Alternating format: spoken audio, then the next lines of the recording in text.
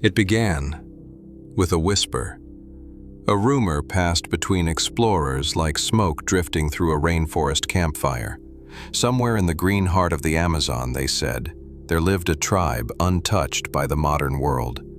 A people who'd never seen a road, a phone, or the bright eye of a drone. And one man decided to find them.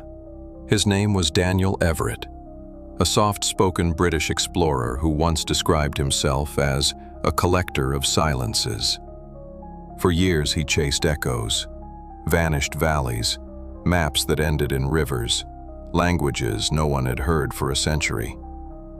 But this story, his final expedition, would change him forever. In 2011, Daniel received a message from a local guide in northern Brazil. Satellite images had revealed strange clearings deep inside a region known as the Vale do Mistério, the Valley of Mystery. At first, scientists assumed it was deforestation, but the clearings had patterns, circles, straight lines, signs of architecture, signs of people. For Daniel, it was irresistible. He gathered a small team, an anthropologist, a medic, 2 indigenous trackers, and a cameraman who later said he joined to see what the end of the map looks like. They traveled for 3 days upriver, engines sputtering, humidity pressing down like a physical weight. At night, the jungle roared, insects, frogs, unseen animals calling across darkness. Daniel kept a leather notebook. In it, he wrote one line over and over. "We are not here to discover. We are here to listen." By the 4th day, they left the boats behind. They hiked on foot, machetes swinging. The air was thick with soil and decay.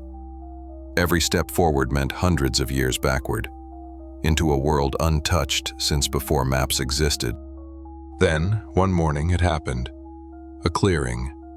Smoke rising from what looked like a cooking fire. And movement, human silhouettes, small, painted in ash and red clay. They froze. The tribe, the Arutani, had found them first. No words, only gestures.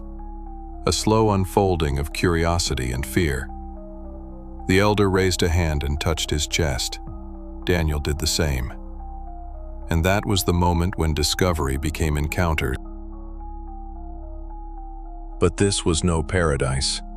The outside world, gold miners, loggers, disease, crept closer every year. And Daniel knew his very presence could destroy them. He faced an impossible choice. Document this hidden people and risk exposing them, or erase his own discovery to protect their silence. Sponsors wanted proof. The world wanted spectacle. But Daniel hesitated. It was like standing on the edge of a mirror, he said. If I spoke their name, their reflection would shatter. Still, fragments leaked. Photos. A blurred video clip of children running through the jungle. The internet erupted. Lost tribe found in Brazil. Headlines screamed. Experts argued. Government scrambled. In a single breath, the Arutani were both found and endangered. Daniel vanished soon after. Some say he returned to the forest, others that he burned his notes. The truth, as always, was somewhere in between. Years later, researchers revisited his coordinates. What they found changed everything. The Arutani were not one tribe, but many. A network of small, hidden communities spread across hundreds of miles, linked by language and silence. They were not lost. They were hiding, not from nature, but from us. And maybe that's the real story. Because what Daniel discovered wasn't a people untouched by civilization. It was a civilization untouched by our noise. They had chosen silence. And in that silence, they preserved something we forgot. The art of belonging to the earth. He once said, "In the jungle, nothing stands alone. Not a tree, not a man, not a thought. Maybe that's why his story still haunts us, because we live in a world obsessed with finding, naming, owning, while they live in one that simply is.